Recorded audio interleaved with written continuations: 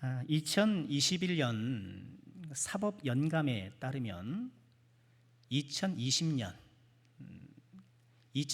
한 해 동안 우리나라 법원에 접수된 소송 사건이 총 667만여 건에 이른다라고 합니다. 그중 민사 사건이 482만여 건으로 전체 72%이고요. 형사 사건이 151만여 건으로 22.7%, 또 가사 사건이 17만여 건으로 2.6%에 달한다고 해요. 그러니까 하루에 약 18,273건의 소송 사건이 발생하는 것이고요. 우리 인구 1000명당 18명이 민사소송을, 또 5명이 형사소송을, 1명이 가사사건을 겪는 셈이라고 합니다. 또 연평균 고소고발 건이 약 50만 건이 넘는데 일본에 비해서 약 40배가 넘는다고 해요. 물론 일본은 우리보다 고소고발하는 절차가 매우 까다롭다고 합니다. 그런 절차상의 까다로움을 감안하더라도 우리 사회가 고소고발을 남발하고 많이 보지 않습니까? 뭐 뉴스 보면 툭하면 이렇게 누런 봉투에다가 그렇죠. 고소 내용 들고 막 이렇게 행진하고 막 이런 모습들을 뭐 어렵지 않게 보는데요. 우리 사회가 이 고소 고발을 좀 남발하는 그런 사회라는 것을 좀 부정하기 어려운 것 같습니다. 우리가 한평생 살아가면서 법정 소송을 해야 할 일이 없어야겠지만 살다 보면 부득이하게 그런 법정 소송을 해야 할 때가 생길 수도 있습니다. 또 가정에서, 또 직장 생활에서, 특히나 사업체를 운영하면서 부득이 법률적 대응을 하지 않을 수 없는 그런 때를 맞이할 수가 있는 것이죠. 이런 법정 소송의 상황에서 우리 그리스도인들은 어떤 입장과 태도를 가져야 하는가? 오늘은 법정 소송에 대한 올바른 성경적 인식을 좀 정립해 보고자 그리스도인의 법정 소송이라는 제목으로 말씀을 준비해 보았습니다. 그리스도인의 법정 소송이라는 이 문제는요, 크게 두 가지 논점을 갖고 있는 것으로 보입니다. 하나는 그리스도인이 과연 법정 소송을 해도 되는가 하는 여부지요. 어떤 분들은 그럼 해야죠, 뭐 어떻게 안 합니까? 이렇게 간단히 말할 수도 있겠지만, 그러나 우리 그리스도인들은 매사에 성경이 어떻게 이해하고 있는가, 성경이 어떻게 말씀하고 있는가를 우리가 살펴봐야 하고요. 이런 성경적 입장에서 이런 모든 사안에 대한 또 우리의 인식을 또 잘 정리할 필요가 있는 것이죠. 또 어떤 분들은 크리스찬 가운데 고소고발 재판 이런 것들은 이 세상 사람들이나 하는 것이지 그리스도인들이 어떻게 그런 것을 하는가, 그렇게 생각하는 분들도 더러 계시는데요. 과연 성경은 법정 소송을 지지하는가? 이것이 첫 번째 논점이 되겠고요. 두 번째 논점은 법정 소송이 가능하다고 한다면 이 법정 소송이라는 것이 부득이 다툼의 양상을 지니게 되는데, 이런 다툼의 양상을 지니는 법정 소송이 어떻게 이웃을 사랑하라는 예수님의 가르침과 조화를 이룰 수 있겠는가? 특히나 오른밤을 치면 왼밤도 돌려대고, 속옷을 갖고자 한다면 겉옷까지도 내어주라는 이런 예수님의 지극히 이타적인 가르침과 이런 법정 소송이 어떻게 조화를 이루는가, 어떻게 충돌하는 것이 아니겠는가, 이런 우려를 어떻게 불식시키는가 하는 그런 문제인 것이죠. 자, 그럼 첫 번째 논점부터 한번 생각해 보도록 하겠습니다. 이 그리스도인의 법정 소송 가능한가? 우리 그리스도인 중에는요, 이런 법정 소송에 대해 양극단적인 태도를 보이는 경향이 있습니다. 한 극단은 이런 법정 소송 문제를 아무런 거리낌 없이 행하는 거예요. 필요하면 하는 거지. 또 신앙과는 별개의 문제로 생각하는 거예요. 신앙의 영역이 아니라 이 세상에 살아가면서 나의 어떤 처세적인 또 세상을 살아가는 방식의 문제이지 하면서 이런 것들과 신앙을 분리하는 그런 경향인 거예요. 남들처럼 하는 거예요. 또 필요하면 막 소송하고 고소하고 이렇게 하는 거예요. 또 다른 극단은 그리스도인은 법정 소송을 절대 해서는 안 된다는 입장이에요. 왜 세상 사람들처럼 문제를 해결하라 하느냐? 믿음의 방법, 신앙의 방법으로 해야 되지 왜 세상 방식을 취하느냐? 하나님께서 판단하고 결정하시고 처리하실 일이지 왜 우리가 나서는가? 심지어는 그리스도인의 법정 소송을 죄악시하는 경향까지도 보이는 거예요. 결론적으로 말씀드리면 이 두 극단 모두 바른 것이라 할 수는 없습니다. 우선 이 그리스도인으로서 이런 법정 소송의 문제는 신앙과 상관없다는 듯이 하는 그 태도, 여러분 결국 그럴 수가 없죠. 우리 그리스도인들은 모든 매사를 성경을 통해서 바라보고 믿음의 관점으로 이해하고 이것이 가능한지 그렇지 않은지를 신앙적으로 점검하는 과정을 가져야 하는 것이죠. 또 이 법이라는 것은 잘못 사용하면 매서운 흉기가 되죠. 교묘히 법을 이용해서 다른 사람의 재산이나 권리를 강탈할 수도 있고, 또 이른바 법꾸라지라는 말도 있잖아요. 여리저리 법망을 피해가면서 책임을 지지 않고 또 처벌도 받지 않고 그런 사람들이 있잖아요. 우리 그리스도인들에게 바람직한 태도가 아닌 것이죠. 우리가 세상을 살면서요, 법적으로 문제없다라는 것이 우리의 면죄부가 될 수 없어요. 세상법에 문제없다라는 것이 내가 당당한 것은 아닙니다. 왜? 우리는 상위법, 하나님의 법이 있기 때문에 그렇습니다. 세상법에서 아무리 괜찮다, 법적으로 문제가 없다 하더라도 하나님의 법에 저촉되는 경우가 없지 않은 것이죠. 또 다른 반대의 극단, 그리스도인이 어떻게 법정 소송을 해야 하는가, 결코 그럴 수 없다는 이런 입장은 어떨까요? 이건 역시도 올바른 생각이 아닙니다. 적어도 두 가지 이유 때문에 그렇습니다. 첫 번째 이유는 이 재판이라는 것은 하나님이 허용하신 제도이기 때문에 그렇습니다. 하나님은 인간들이 모여 살아가는 인간 사회 가운데에 부정부패가 발생하고 갈등이 발생할 것을 예측하셨고, 그런 부정부패와 갈등을 해결하는 방법으로 재판 제도를 허락해 주신 것입니다. 오늘 본문 18절에도 이렇게 말씀을 하시잖아요. 내 하나님 여호와께서 내게 주시는 각 성에서 내 지파를 따라 재판장들과 지도자를 둬라. 하나님께서 재판장을 두라는 거예요. 그러니까 재판 제도를 허용해 주신 것이죠. 재판이 그리스도인이라면 결코 해서는 안 될 일이라면 하나님 이런 것을 재판장을 두라고 하시는 말씀이 앞뒤가 안 맞는 것이 되겠죠. 우리 문명사회에서는 개인의 사적인 복수가 허용되지 않습니다. 그렇죠. 마음 같아서는 내가 막 가서 물리적으로 보복해주고 복수하고 싶지만 사적인 복수를 해서는 안 됩니다. 언제나 법률에 호소해야 되는 것이에요. 근데 하나님께서는 일찍부터 이 신명기가 기록된, 이 모세오경 기록된 그런 오랜 전부터 갈등과 다툼의 양 당사자가 직접 문제를 해결하기보다는 제3자가 개입하여서 객관적 입장에서 조정하도록 그렇게 제도화하신 거예요. 양 당사자는 자신의 이익에 몰두할 수밖에 없잖아요. 그러니 누군가 제3자의 입장에서 올바른 판단을 하도록 또 그렇게 결론을 내리도록 해 주신 것이죠. 그러니까 재판이라는 제도는 우리 인간 사회에 하나님께서 허용하신 제도라는 거예요. 성경에는 재판관들에게 공정한 재판을 요구하는 구절이 수도 없이 등장합니다.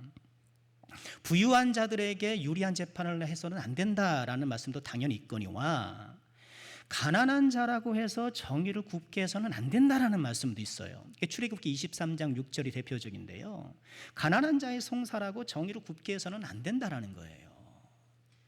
부자라고 위해줘서도 안 되고, 가난하다고 해서 어떤 연민의 정을 갖고 해서도 안 된다는 거예요. 공의롭게 정의롭게 판단하도록 그렇게 말씀을 하신 것이죠. 그 재판이라는 제도를 허용하시고 그 제도가 공정하게 운용되도록 말씀하신 것. 또 솔로몬 왕이 등극해서 가장 먼저 했던 정치 행위가 무엇인가요? 바로 재판이었습니다. 우리가 잘 알고 있는 그 솔로몬의 재판, 아이를 가르는 그 재판 기억하시죠? 솔로몬이 등극해서 가장 먼저 했던 정치 행위가 재판이라는 것은 왕에게 요구되는 가장 중요한 사역 가운데 하나가 공의로운 재판이라는 거예요. 재판은 왕이 해야 될 중요한 일이었던 거예요. 또 성경에는 사사기가 있지 않습니까? 사사기가 있어요. 이 사사기라는 성경 제목, 본래 히브리 원문에서는 쇼페킴이라고 하는데 재판관들, 지도자들이라는 뜻이에요. 지도자라는 뜻도 있고 재판관 뜻도 있고, 오늘날에는 사법부와 행정부가 분리되어 있잖아요. 그러나 고대 사회에는 행정관이 사법적인 일도 감당했어요. 고을 사또가 행정도 하고 재판도 했잖아요. 이실직고 할 때까지 메우쳐라. 사또가 행정도 하고 법도 운영을 하는 거예요. 이 사사기는 이런 지도자들, 재판관이라는 그런 뜻이고요. 그래서 이를 반영하여서 영어 성경은 judges, 재판관들이라고 이렇게 제목을 붙였고요. 우리 성경의 사사, 이 사사가 뭘까요? 사사는 중국 주나라 때 형리를 맡았던 그런 관리들을 일컫는 말이라고 해요. 역시 재판관들이죠. 그래서 거기서 따온 말인 거예요. 그래서 어떤 성경들은 사사기를 판관기 이렇게 부르기도 하는 거예요. 성경이 이처럼 재판하는 자들, 재판관에 대해서 이야기하고 있는데 재판 자체를 부정한다는 것은 좀 성경과는 맞지 않는 것이죠. 또 신약 성경에 보면 바울 사도도 어땠나요? 그가 재판을 받을 때에 자기 앞에 서 있는 재판관들의 판결을 거부하고 가이사에게 항소합니다. 그래서 로마로 가지 않습니까? 그 또한 재판이라는 이런 사법 체계를 이용해서 복음을 전했고, 이런 사법 체계를 이용하는 것에 대해 큰 거부감을 느끼지 않았던 것이죠. 물론 성경에는 이 재판에 대해 부정적인 구절이 있는 것도 사실입니다. 고린도전서 6장 6절 이하가 대표적인데요. 이런 말씀이 있어요. 형제가 형제와 더불어 고발할 뿐더러 믿지 아니하는 자들 앞에서 하느냐. 고린도 성도 가운데 서로 다투고, 그래서 아마 재판을 했는데 사회법정에 가서 이제 호소하는 거예요. 재판관들 앞에 가서 너희가 피차 고발함으로 너희 가운데 이미 뚜렷한 허물이 있나니 차라리 불의를 당하는 것이 낫지 아니하며 차라리 속는 것이 낫지 아니하냐, 이렇게 질책을 해요. 근데 고린도전서 이 말씀은 재판 자체를 해서는 안 된다라는 말씀이 아니요, 고린도 성도들이 교회 안에서 상호간에 무분별하게 소송을 남발하는 것을 지적한 말씀이에요. 교회 내에 여러 사람들이 있잖아요. 그런데 워낙에 이 로마인들이 법을 좋아하니까 어떻게 하면 법국에 소송 남발하면서 법적으로 다투는 거예요. 게다가 이 교회 내의 문제를 세상 법정에 호소하는 것, 그것을 문제 삼는 거예요. 교회가 오히려 세상을 지도하고 선도해야 되는데, 아니 교회가 세상 법정 앞에 가가지고 판결해 주세요. 이게 말이 되느냐라는 거예요. 그러니까 오늘날에도 교회 내에 분쟁이 발생하면 세상 법정으로 다 가요. 근데 한켠 좀 그럴 수밖에 없다고 이해가 되는 측면은 교회 법정을, 우리 교회에도 이렇게 여러 재판에 교회 내에 그런 절차들이 있거든요. 신뢰하지 못한다는 것이죠. 공정하지 못하다고 판단해서 세상 법정에 가서 호소하는데 이것은 좀 안타까운 일인 게 틀림없죠. 자, 재판은 하나님께서 허락하신 제도라는 것, 우리가 좀 기억할 필요가 있겠고요. 또한 재판은요, 하나님의 공의 집행 도구이기도 해요. 자, 로마서 13장에 이런 말씀이 있습니다. 그리스도인들이 권세자들에게 복종할 것을 당부하면서 각 사람은 위에 있는 권세들에게 복종하라. 권세는 하나님으로부터 나지 않음이 없나니 모든 권세는 다 하나님께서 정하신 바라. 권세자에게 복종하라. 이런 권세자에게 복종하라는 것이 뭐 권세자 그 개인 인격에 복종하라는 얘기가 아니잖아요. 권세자의 그런 법률, 합법적인 통치에 복종하라는 것이죠. 그래서 우리가 세상을 살아가면서 이 세상의 법정에, 이 세상의 법률에 우리가 순종해야 되는 거예요. 교통법규 좀 잘 지키시고, 내가 직장 생활하면서 여러 가지 법률도 내가 지켜내야 되는 거예요. 물론 그것도 어떻게 해요? 당연히 하나님의 법 안에서 복종하는 것이죠. 그러면서 로마서 13장 이어지는 4절에서 이렇게 말씀을 하셔요. 보세요. 그는 누구예요? 권세자는 하나님의 사역자가 되어 내게 선을 베푸는 자니라. 그러나 내가 악을 행하거든 두려워하라. 그가 공연히 칼을 가지지 아니하였으니 곧 하나님의 사역자가 되어 악을 행하는 자에게 진노하심을 따라 보응하는 자니라. 이렇게 말씀을 해요. 그러니까 세상 권세자를 하나님의 사역자라고 표현을 해요. 근데 여기서 하나님의 사역자라는 것은 뭐 목사, 장로, 뭐 권사님 이런 하나님 앞에 전적으로 헌신된 그런 사역자를 뜻하는 것이 아니죠. 왜 사역자라고 부릅니까? 이 권세자를 통해서 선한 자에게 상을 베풀고 악한 자에게 벌을 베풀고, 상을 주고 벌을 주어서 하나님의 공의를 간접적으로 집행하기 때문에 하나님의 사역자라고 표현한 것입니다. 즉 하나님께서 공의를 베푸실 때에 하나님께서 직접 역사하실 때도 있겠죠. 하나님께서 직접 선한 자에게 상을 베푸고 악한 자에게 벌을 내리시는 하나님의 공의를 하나님께서 직접 하시는 경우도 있겠지만, 어떻게 해요? 세상 권세자의 권세와 사법 체계를 사용하시기도 하는 거예요. 도둑질한 사람이 어떻게 하나님의 징벌을 받습니까? 어떻게 해요? 경찰에 체포돼서 그 합당한 형을 살고 그 사법 체계를 통해서 하나님의 징벌을 받는 거예요. 이 세상의 권세자, 또 그 권세자를 통해 나타나는 사법 체계, 이런 것들이 하나님의 공의 실행의 도구가 된다라는 거예요. 물론 그렇다고 해서 권세자나 사법 체계가 완전 무결한 것은 아니잖아요. 하나님께서 쓰시니까 완전 무결한 것은 아니에요. 사람은 다 죄인이고 사법 체계에는 부조리한 것도 많아요. 그러나 하나님께서 그것들을 사용하사 하나님의 공의를 행사하시는 데는 문제가 없으시는 거예요. 여러분, 우리도 뭐 우리가 다 완전해서 하나님이 사용하시나요? 아니죠. 하나님께서 하나님의 뜻에 따라 악한 자를 사용하시기도 하고, 악한 자가 행하는 그런 악행을 방관하사 그것을 이용하여 하나님의 역사를 이루시기도 하고, 하나님 그렇게 하시는 것이죠. 그렇기 때문에 우리가 질병을 치료하는 도구로 의학을 사용하는 것처럼 이 사회의 부정부패와 갈등을 바로잡기 위해 사법제도를 사용할 수 있는 거예요. 사법제도를 뭐 한사코 부정한 것으로 여기고 죄악시 여기고 이것을 거부하는 것은 의학의 도움을 받지 않고 내가 뭐 기도로만 좀 병을 낫겠다 하는 것과 크게 다를 바가 없는 것이죠. 물론 우리는 병원에 갈 일이 없어야 하고 법원에 갈 일이 없어야 하고 그래야 하지만, 부득이 그런 문제가 발생했을 때에 이런 기관을 찾아 문제를 조정하는 것은 죄악된 일이 결코 아니라는 거예요. 이런 맥락에서 칼빈 목사님은 이렇게 말씀하기도 했어요.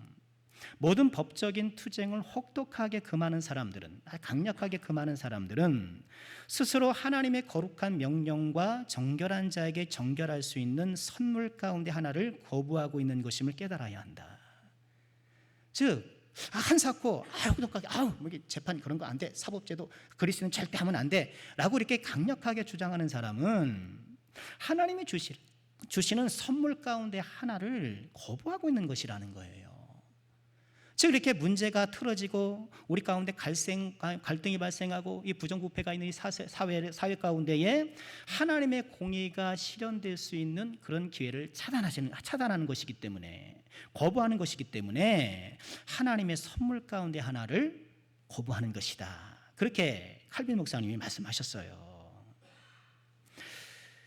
무분별하게 송사를 남용하거나 법을 교묘히 이용해서 자기 이득을 취해서도 안 되겠지만 재판 자체를 금기사항으로 여겨서 그리스도인이 결코 해서는 안 될 것으로 여기는 것은 성경의 선곡을 넘어서는 것입니다. 그럴 일이 없은 것이 좋겠지만, 그럴 일이 안 생기는 것이 너무너무 좋겠지만 그리스도인이라도 법적 소송을 할 수도 있습니다. 자, 우리가 두 번째로 생각해야 될 논점은 무엇이었나요? 그러면 이 그리스도인의 법정 소송과 예수님의 가르침이 어떻게 조화를 이루느냐는 거예요. 말씀드린 대로 이 법정 소송이라는 것이 부득이하게 다툼의 양상을 띠게 되잖아요. 이게 다투게 되는데, 그러면 이것이 이웃을 사랑하고 원수까지 사랑하라는 예수님 말씀과 충돌하는 것이 아니냐, 그런 생각을 하게 되고, 사실 이것이 재판을 거부하게 되는 가장 근본적인 동기 아니겠습니까? 우리는 이 문제를 마태복음 5장 38절부터 41절까지 그 예수님의 말씀을 좀 함께 살펴보면서 고찰해 보았으면 좋겠습니다. 우리가 잘 아는 말씀인데 한번 보실까요? 마태복음 5장 38절이야. 또 눈은 눈으로 이는 이로 갚으라 하였다는 것을 너희가 들었으나 나는 너희에게 이르노니 악한 자를 대적하지 말라. 누구든지 내 오른뺨을 치거든 왼편도 돌려대며 또 너를 고발하여 속옷을 가지고자 하는 자에게 겉옷까지도 가지게 하며 또 누구든지 너로 억지로 오리를 가게 하거든 그 사람과 심리를 동행하고. 예수님 말씀이죠. 예수님의 이 말씀을 보면, 특히 40절 보면 고발해서 속옷을 가져간다고 하는데, 고발까지 해가지고 막 하는데 거기에 맞대응하지 않고 그냥 다 겉옷까지 내어줘야 되는 것이 아닌가, 그렇게 생각할 수 있는데요. 자, 우선 이 예수님의 이 말씀은 모세의 율법을 수정해주는 그런 말씀 아닙니까? 38절에 인용된 자막 한번 보여주세요. 이 말씀, 눈은 눈으로 이는 이로 갚으라 하였다는 이 말, 이 말씀은 모세 율법이잖아요. 동해복수법, 누가 나의 눈을 상하게 하면 나도 눈으로, 이를 상하게 하면 이로, 이런 말씀이죠. 그런데 이렇게 말씀을 너희가 배우긴 했었으나 예수님은 39절에 뭐라고 말씀하시나요? 악한 자를 대적하지 말라, 악한 자를 대적하지 말라라고 말씀을 하셔요. 그런데 이 대적하지 말라, 악한 자를 대적하지 말라라는 결코 그냥 상대하지도 말라 그런 말씀의 뜻도 있지만 악한 자를 악으로 갚지 말라 그런 뜻이기도 해요. 공동번역 성경을 보면 나는 너희에게 말한다 앙갚음하지 마라 이렇게 번역을 했어요. 악한 자를 대적하지 말라. 여러분, 나에게 대적해오는 내가 대응을 안 할 수가 없잖아요.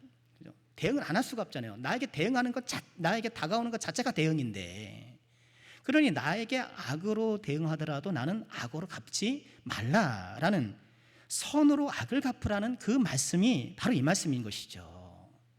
그러면서 예수님께서 세 가지 사례를 말씀하시죠. 첫 번째 사례는 39절이죠. 누군가 오른뺨을 친 경우예요. 오른뺨을 친 경우 어떻게 하라고요? 왼뺨을 돌려대라. 그러니까 오른뺨을 쳤다고 했으니까 누가 나의 오른뺨을 치면 상대방이 왼손잡이가 아닌 이상 오른손으로 쳤을 때 어디로 치겠습니까? 손등으로 치잖아요. 뺨을 치는 것도 모욕이지만 더군다나 손등으로 이렇게 치는 것은 훨씬 더 모욕스러운 그런 행위로 간주되었고요. 모세 율법의 그 작구적인 의미에 따르면 이렇게 뺨을 맞으면 나도 뺨을 한 대 때릴 수 있는 권리를 얻게 되는 거잖아요. 근데 예수님 그렇게 하지 말라라고 말씀을 하시는 거예요. 두 번째 경우는 악한 사람이 법정 소송으로 나의 속옷을 빼앗으려 할 때 겉옷까지 주라는 거예요. 전혀 맞대응하지 말고 주라, 다 내어주라 이렇게 들리는 거예요. 세 번째 경우는 악한 자가 억지로 오리를 가게 하는 것. 이것은 이 당시 로마 군인들이 식민지 지배인들이 가졌던 권리를 이야기하고 있는 거예요. 그러니까 로마 군인들은 식민지 시민을 강제로 징발할 수 있는 권리가 있어요. 법이에요. 그래서 오리까지, 약 한 마일로 치면 1마일 정도 된다고요. 또한 1000걸음 정도 된다는 그런 뭐 주석도 있더라고요.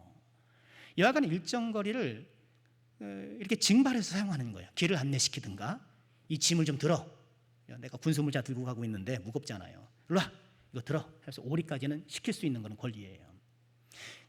그래서 예수님의 십자가를 졌던 구레네 시몬이 거기 십자가 구경하고 있다가 로마 군병이 야 십자가 줘 했던 것도 바로 이 법 때문이었던 거예요.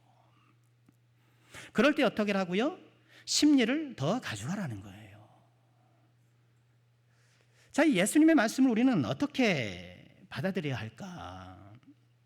우리는 예수님의 말씀을 대할 때에 그 작구 자체도 우리는 중요하게 여겨야 되겠지만, 그렇게 말씀하신 의도가 무엇인지를 우리는 더 깊이 생각해야 합니다. 이 세 가지 사례는 반드시 이런 상황을 맞닥뜨렸을 때 취해야 될 행동 요령을 말씀하시는 것이 아니에요. 행동 요령. 뺨 맞으면 돌려대라. 속옷을 원하면 겉옷까지 무조건 내줘라. 오리 가져오면 심리 가라. 뺨 맞았을 때 행동 요령, 또는 속옷을 빼앗길 위기에 처했을 때 행동 요령, 억지로 징발을 당했을 때 행동 요령, 이런 행동 요령을 말씀하신 것이 아니라는 거예요. 즉 여기에 나와 있는 이 말씀을 써 있는 그대로 반드시 뺨을 돌려대라, 그런 말씀은 아니라는 거예요. 만약 우리가 이 말씀을 문자 그대로 지켜야 한다면 다음의 말씀도 문자 그대로 지켜야 돼요. 마태복음 18장 9절에 뭐라고 말씀을 하셨나요? 만일 내 눈이 너를 범죄하게 하거든 빼어버리라. 한 눈으로 영생에 들어가는 것이 두 눈을 가지고 지옥불에 던져지는 것보다 나으니라. 그럼 우리가 눈으로 범죄할 때가 얼마나 많습니까? 그럼 어떻게 해요? 이 말씀을 우리가 문자 그대로 써 있는 그대로 적용하면 빼야 되죠. 빼야 되죠. 그러나 이 마태복음 18장 9절의 말씀이 눈을 빼는 데 초점이 있는 것이 아니라 죄악이 그토록 심각하니 죄의 심각성을 깨닫고 죄를 범하지 말라라는 그런 당부의 말씀이잖아요. 그런 것처럼 이 마태복음 5장 38절부터 41절까지 이 말씀도 반드시 뺨을 돌려야 되고 반드시 고독까지도 줘야 되고 반드시 심리까지도 해야 되는 이런 행동 요령을 말씀하시는 것이 아니라, 악한 자가 이렇게 부당하게 나를 공격해 와도 증오와 분노심으로 그에게 복수하지 말라라는 말씀인 거예요. 초점은 거기 있는 거예요. 증오와 분노심을 품는가? 증오와 분노심을 품는가? 여러분, 이것이 행동 요령이라면 생각해 보세요. 악한 자가 내 뺨을 때렸어요. 그럼 여기 말씀에 나와 있는 작고대로나 기계적으로 왼뺨을 돌려대요. 왼뺨은 돌려댔으면 나를 때린 사람에 대해서 평생 증오하고 분노하고 저주하며 살아간다라면 그것이 주님께서 원하신 것일까요? 아닐 것이라는 거예요. 고도까지 내어주는 것도 마찬가지라는 거예요. 여러분, 말씀을 이 문자 그대로 적용하면 그리스도인들이 무슨 재산을 가질 수 있겠습니까? 그렇죠? 악한 자가 와서 밭대기 내놔라 그러면 너네 옆에 있는 논까지 내줘야 될 판인데, 독도 달라고 하면 울릉도까지 내어줘야죠. 그러니까 이 말씀은 행동 요령을 말씀하시는 것이 아니에요. 만약 그렇다면 악한 사람들이 선한 사람들의 재산과 권리를 마음대로 강탕할 수 있는 그런 사회라면 과연 예수님께서 원하시는 그런 사회일까요? 그렇지 않죠. 이 말씀의 초점 역시도 겉옷을 줘야 된다라는 그 행동에 초점이 있는 것이 아니라, 이렇게 부당하게 나에게 다가오는 사람에게 겉옷이라도 주겠다라는 그런 너그러운 마음으로, 마음의 증오와 복수심을 다 물리치고 평정의 마음으로, 사랑의 마음으로 대하라는 것이죠. 세 번째 차례도 마찬가지예요. 로마 군인이 억지로 나를 오리를 짐을 들고 가게 했어요. 식민지 피지맨으로서 우라통이 터지지 않겠습니까? 우라통이 터지죠. 이 지배 군인에 대한 증오와 복수심이 막 불타오를 거예요. 그러나 그리스도인들은 그런 증오와 복수심의 지배를 받아서는 안 된다라는 말씀인 거예요. 정치적 지배를 받는 것도 억울한 판에 왜 복수와 증오심의 지배까지 받아야 되느냐라는 거예요. 차라리 오리를 더 갖다 줘라. 오리를 더 동행해 주라는 거예요. 그러면 첫 번째 우리는 내가 어쩔 수 없이 가는 거지만, 추가된 오리는 뭐예요? 내가 베풀어 주는 거예요. 내가 선을 행해 주는 거예요. 내가 오히려 그 사람에게 도와주는 거예요. 자유한 자가 되어서 베풀어 주는 것이죠. 예수님은 악한 자가 뺨을 치고 속옷을 빼앗고 억지로 오리를 가게 하는 부조리한 세상 가운데에 제자들이 그 부조리 가운데에 증오와 복수심을 그대로 품고 거기에 지배를 받고 거기에 따라서 복수하고 이런 삶을 살 것이 아니라 그런 것들에 오히려 자유한 심령이 되어서 증오와 복수심에서 해방된 자유로운 심령이 되어서 그런 폭력과 부당함을 하나님의 방법으로 맞서라고 말씀하고 계시는 거예요. 로마서 12장 21절의 말씀처럼 악에게 지지 말고 선으로 악을 이기라는 것이죠. 여러분, 약 올리는 사람 있잖아요, 내 옆에. 약 올리는 사람이 왜 자꾸 약 올리는 줄 아세요? 반응해서 그러는 거예요. 약 올리면 막 약 올라 하잖아요. 그러니까 자꾸 약 올리는 거예요. 왜 남편이 아재 개그를 그렇게 하는지 아십니까? 웃어주니까 하는 거예요. 웃어주니까. 반응하니까 해주는 거예요. 악한 자의 악행에 악으로 대응하지 않는 것. 마귀는 어떤가요? 악한 자가 우리를 악으로 대할 때에 우리의 증오심을, 복수심을 막 부추겨서 복수 혈전을 준비하게 하잖아요. 마귀의 쾌락에 말려드는 거예요. 눈은 눈으로 이는 이라는 그런 율법의 말씀을 주신 의도도 무엇일까요? 가만 생각해 보세요. 눈을 치는 데 목적이 있겠습니까? 또는 이를 부르뜨리는 데 목적이 있겠습니까? 이렇게 눈은 눈으로 이는 인으로 하는 이런 동해 복수법이 있으니 어떻게 하라는 거예요? 어떻게 하라는 거예요? 다른 사람이 눈을 해하지 말아야 한다. 다른 사람이 일을 해하지 말라는 예방 조치의 말씀인 거죠.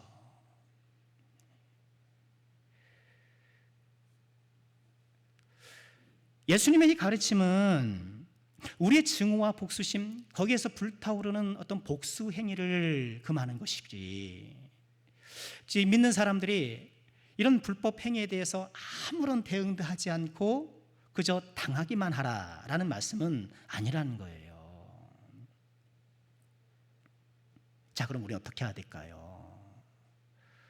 앞서 본 것처럼 그리스도인이 법정 소송을 부득이하게 되는 것은 예수님의 가르침을 위반하는 것은 아닙니다. 그것이 예수님의 가르침을 위반하게 되는 때는 증오와 복수심으로 할 때인 거예요. 그리스도인은 법적 소송을 할 수도 있어요. 그러나 그 과정에서 증오와 복수심에 불타올라서는 안 돼요. 거짓과 속임수로 점철된 이 세상의 악이 확산되는 것을 차단하고 하나님의 공의가 올바로 세워지기를 바라는 방식으로 이 제도를 사용해야 하는 것입니다. 나의 복수심이 이루어지는 것이 아니라 하나님의 공의가 이루어지고 서로 간의 갈등이 조정되기를 바라는 마음으로 이 일을 해야 하는 것이죠. 칼빈 목사님이 이런 말씀을 하셨어요. 마음이 악의로 차고 시기심으로 부패하게 되고 복수심에 찬 위협과 경쟁력으로 타올라 사랑이 손상될 때에는 가장 공정한 주장을 위한 행동까지도 불경건하지 않을 수 없다. 상대자를 사랑과 선의로 대하지 않는다면 결코 소송이 바르게 처리될 수 없다는 것이다. 이렇게 이야기를 했어요. 우리 교회가 지금 시행착습과 법적 대응을 하고 있지 않습니까?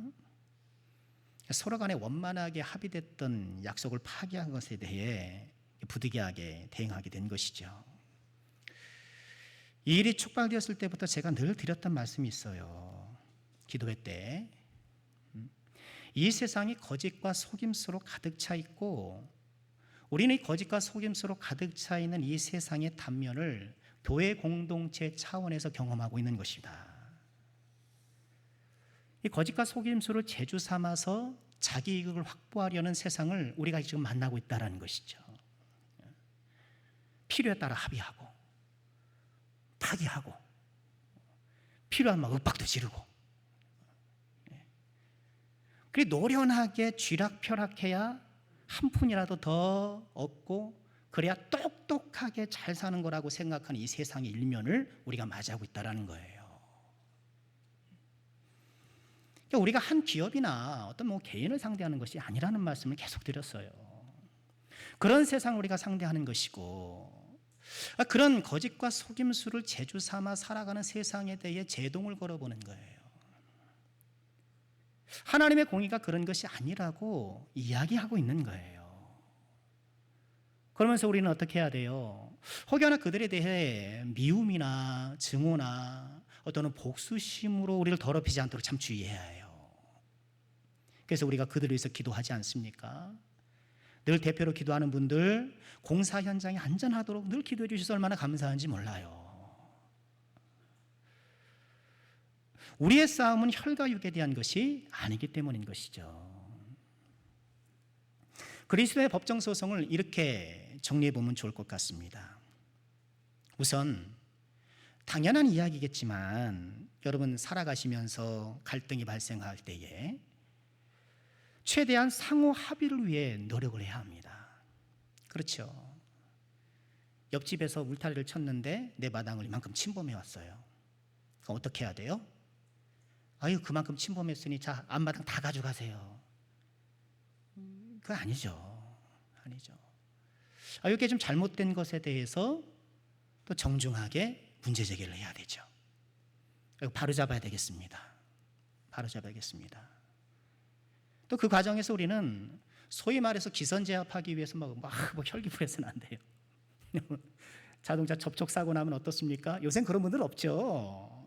다 이제 뭐 블랙박스도 있고 또 이제 다 신사적에서 그런 분들 없는데, 이전에 보면 접촉 사고 나면 막 머리 막 뒷목 잡고 나와가지고 큰 소리부터 막 치고 들어가고 막 기선제압하려고 하잖아요. 우린 그렇게 혈기를 부려서도 안 될 것이고요. 가급적 원만하게 합의되도록 부단하게 노력을 해야 돼요.